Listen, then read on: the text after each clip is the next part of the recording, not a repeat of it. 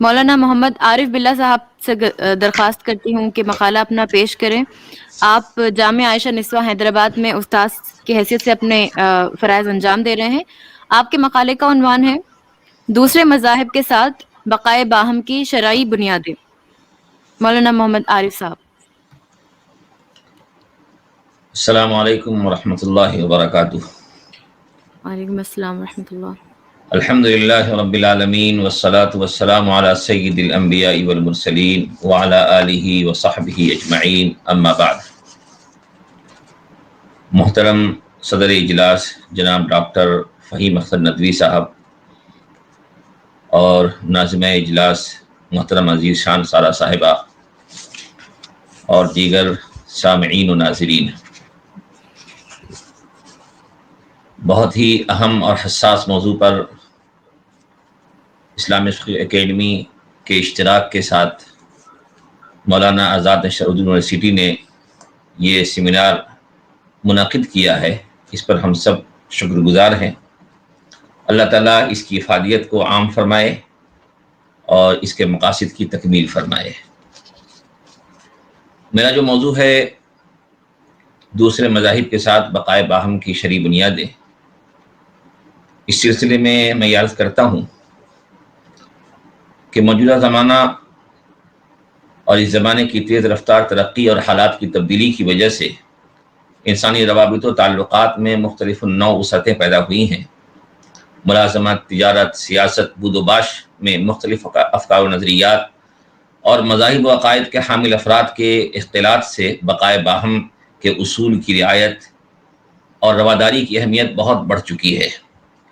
نیز باہمی قربت اور اختلاف کی وجہ سے مذہبی اختلاف کو کم کرنے یا نظر انداز کرنے کی ضرورت بھی ایک ناگزیر ضرورت بن چکی ہے۔ اس لیے یہ موضوع بہت اہمیت کا حامل ہے کہ دوسرے مذاہب کے ساتھ بقائے باہم کی شرعی بنیادوں پر غور کیا جائے، تاکہ اسلام کی اعلیٰ اخلاقی تعلیمات کے سائے میں مختلف مذاہب و نظریات کے حامل افراد کے ساتھ تعلقات استوار کرنے کے حدود و آداب معلوم ہوں اور مخلوط انسانی معاشرے کے اسلام و آداب کی توضیح ہو سکے، جو یہ واضح کرے کہ واقعی اسلام ایک دین فطرت ہے جس میں تہذیب و تمدن کے اعلیٰ معیارات بتائے اور سکھائے گئے ہیں۔ غیر مسلموں سے مسلمانوں کے تعلقات کیسے ہوں اور باہمی بود و باش اور ملاقات میں وہ ایک دوسرے سے کس حد تک اور کن چیزوں میں قربت رکھیں، اس سلسلے میں قرآن و حدیث میں جو تعلیمات ہیں ان کی روشنی میں اس تعلق کی 3 قسمیں ہوتی ہیں: موالات، مواسات، مدارات۔ موالات یعنی قلبی تعلق و دوستی اور غیر مسلموں سے ایسا لگاؤ اور ان سے ایسی محبت کی جس کی وجہ سے ان کے اعمال کفر میں شمولیت، تعاون یا اعمال کفر کا احترام لازم آئے، یہ موالات ہے۔ مواسات یعنی غیر مسلموں کے ساتھ ہمدردی، خیرخواہی، نفع رسانی، اور مدارات یعنی ظاہری خوشخلقی اور ادب و احترام اور اخلاقی تقاضوں اور آداب کی تکمیل۔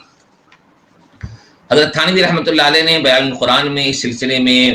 کافی تفصیل لکھی ہے، جس کا خلاصہ یہ ہے کہ انہوں نے فرمایا ہے کہ موالات یعنی دوستی، مدارات اور مواسات میں سے فرمایا کہ مدارات اور مواسات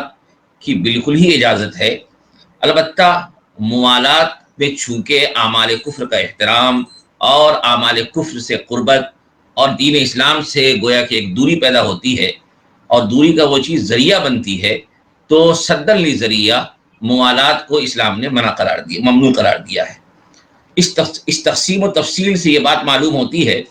کہ باہمی بود و باش میں دوسرے مذاہب کے لوگوں کے ساتھ ہر طرح کے احسان و اکرام اور خوش خلقی کے اظہار کی اسلام میں اجازت ہے، بلکہ تعلیم و ترغیب ہے۔ ہاں، ان سے ایسی قربت ممنوع ہے جو اعمال کفر میں مبتلا ہونے یا دین اسلام سے دوری و بیزاری کا ذریعہ بنے۔ ہاں، دین اسلام پر ثابت قدمی اور نیز اعمال کفر و شرک سے دوری و بیزاری اپنے اندر رکھتے ہوئے غیر مسلموں کے ساتھ بہتر تعلقات رکھنے اور ان کے ساتھ اعلیٰ اخلاق کا مظاہرہ کرنے، ان کے ساتھ لین دین، معاملات اور معاشرت میں کوئی حرج نہیں، بلکہ اسلام تو یہ تعلیم دیتا ہے کہ مسلمان انسانیت کے اخلاقی اقدار کا عملی ترجمان ہو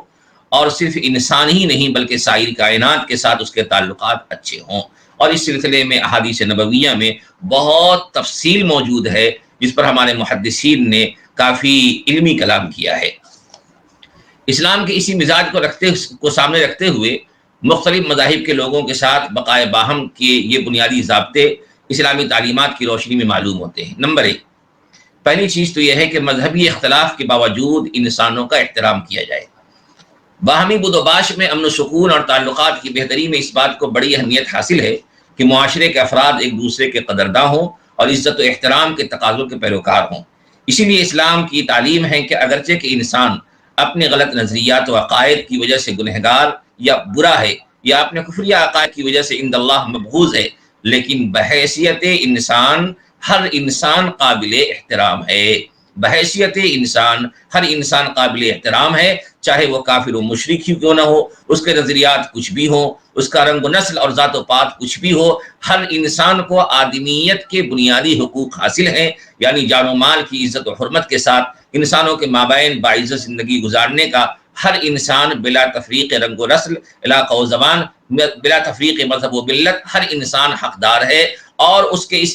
کا یہ احترام کا حق اسے دینا لازم و ضروری ہے، کیونکہ قرآن نے صاف لفظوں میں کہا ہے وَلَقَدْ كَرَّمْنَا بَنِي آدم، اور ہم نے بنی آدم کو عزت بخشی ہے۔ اس آیت کی تفسیر میں متعدد مفسرین نے یہ بات لکھی ہے کہ اس میں کسی قسم کا کوئی امتیاز نہیں ہے، بلکہ یہ حکم عام ہے، جیسے علامہ آلوسی رحمۃ اللہ علیہ کی بات کو میں نے نقل کیا ہے کہ یہ عزت و احترام جس کا اعلان اللہ نے یہاں پہ کیا ہے، یہ سارے انسانوں کو یہ عزت و احترام حاصل ہے، چاہے اس کا مذہب و مذہب کچھ بھی ہو۔ اسی لیے فقہا نے یہ بات لکھی ہے کہ الآدمی مکرم شرعا وان کان کافرا، کہ آدمی شرعی اعتبار سے محترم ہے اگرچہ کہ خواہ وہ کافر ہی کیوں نہ ہو، ہر انسان باعزت ہے اور احترام کے قابل ہے۔ اسی احترام کو پیش نظر رکھتے ہوئے اسلام نے کئی اہم ہدایتیں بھی اہل ایمان کو دی ہیں۔ نمبر 1، مثال کے طور پر مذہبی اختلاف سے قطع نظر ہر انسان سے بات چیت کا انداز، گفتگو کا انداز انتہائی اچھا ہو، سنجیدہ ہو اور اخلاقی تقاضوں کے مطابق ہو۔ قرآن کریم میں اللہ نے فرمایا ہے وَقُولُوا لِلنَّاسِ حُسْنًا، لوگوں سے اچھی بات کہیں۔ اسی طریقے سے فرعون کے پاس جب حضرت موسیٰ کو اللہ نے بھیجا تو اللہ نے ہدایت دی فَقُولَا لَهُ قَوْلًا لَيِّنًا لَعَلَّهُ يَتَذَكَّرُ أَوْ يَخْشَىٰ، کہ اس سے نرمی سے بات کرنا، شاید کہ وہ نصیحت قبول کرے یا ڈر جائے۔ ظاہر سی بات ہے کہ قرآن کریم کا کوئی حکم اگرچہ کہ کسی خاص واقعے میں نازل ہوا ہو، لیکن عموماً اس کا حکم عام ہوتا ہے۔ اسی طریقے سے میں نے مختلف تفصیلات کو بیان کرتے ہوئے لکھا ہے کہ مذہبی امتیاز کے بغیر باہمی تعاون و امداد ہو، یعنی ہر ایک کے ساتھ تعاون و امداد ہو، اس کی پوری تفصیل کو میں نے اپنے مقالے میں لکھا ہے۔ اسی طریقے سے حسن سلوک کی جتنی بھی شکلیں بنتی ہیں اور حسن سلوک کے جتنے شعبے ہیں، ان تمام شعبوں میں مذہبی امتیاز کے بغیر ہر ایک کے ساتھ حسن سلوک کیا جائے، اور اس کی تفصیل کو میں نے اپنے مقالے میں لکھا ہے، اور احادیث نبویہ سے اس کے سلسلے میں بہت سے واقعات وغیرہ میں نے ذکر کیے ہیں، جس میں حسن سلوک میں آتا ہے کہ عیادت کرنا، کسی کی مدد کرنا اور وغیرہ وغیرہ۔ حسن سلوک کے جتنے شعبے ہیں اور اخلاقیات کے جتنے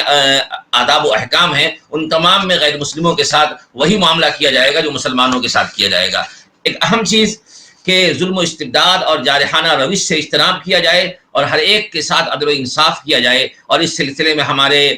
خلفائے راشدین کی زندگی کے اور ان کی زندگی کے واقعات بے شمار ہیں جو یہ بتاتے ہیں، اور قرآن کریم کا ایک عام حکم ہے کہ یا ایھا الذین آمنوا کونوا قوامین للہ شہداء بالقسط، اور اللہ نے فرمایا ہے ان اللہ یحب المقسطین، تو انصاف ہر ایک کے ساتھ ہو، کسی کے ساتھ کوئی امتیازی سلوک نہ ہو۔ غیر مسلموں کے مذہبی جذبات کو ٹھیس پہنچانے سے گریز کیا جائے، یعنی کوئی ایسا عمل یا کوئی ایسی بات نہ کی جائے جس سے ان کے جذبات مجروح ہوں یا ان کے کسی مذہبی عمل کی بنیاد پر ان کو چوٹ پہنچے۔ اسی طریقے سے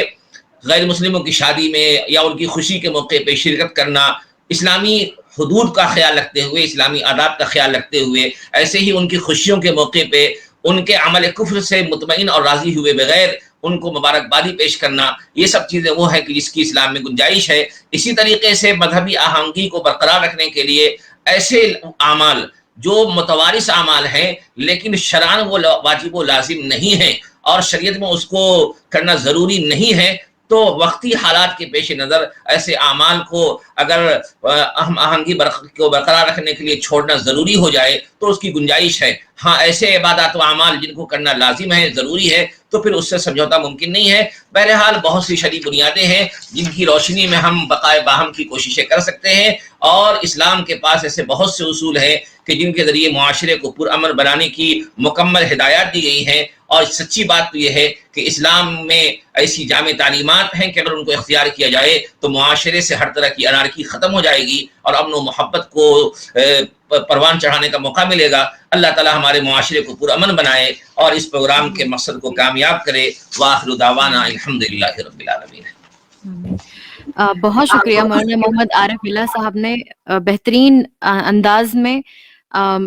بقائے باہم کی شرعی بنیادوں پر اچھی گفتگو کی. آپ نے پریکٹیکل حکمت عملی کیا ہم اپنا سکتے ہیں اس کے پر بہترین آپ نے اپنی آرا پیش کی. میں آپ کی ممنون اور مشکور ہوں.